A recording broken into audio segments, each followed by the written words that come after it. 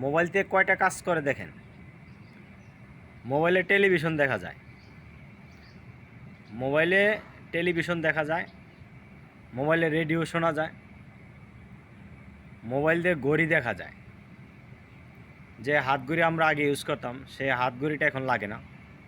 আগে বাসায় গিয়ে টেলিভিশন দেখতাম, এখন হাতের কাছে যে কোনো জায়গায় বসে টেলিভিশন দেখতে পারতেছি, যে কোনো জায়গায় বসে আমরা রেডিও দেখতে পারতেছি, যে কোনো জায়গায় বসে আমরা দেশের খবর দেখতে পারতেছি, যে কোনো জায়গায় বসে আমরা পত্রিকা দেখতে পারতেছি, যে কোনো জায়গায় বসে আমরা পত্রিকা দেখে অনলাইন থেকে বিভিন্ন কিছু ডাউনলোড করতে পারতেছি এবং বিভিন্ন মেসেজ পাইতেছি। যত ধরনের সংবাদ পত্রিকা আছে, যত ধরনের চাকরির নিউজ আছে, যত ধরনের নিউজ আছে, সব কিছু আমরা এখন অ্যান্ড্রয়েড মোবাইলে পাইতেছি। এই দিক বিবেচনা করলে মোবাইলটা অনেক গুরুত্বপূর্ণ।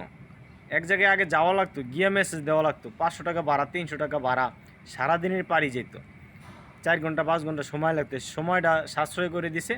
এখন আমরা কি করতে পারতেছি, ঘরে বসে 1 টাকা খরচ করে আমরা মেসেজটা পৌঁছাই দিছি, 200 টাকা সঞ্চয় হয়েছে এবং 3-4 ঘন্টা সময় সঞ্চয় হয়েছে।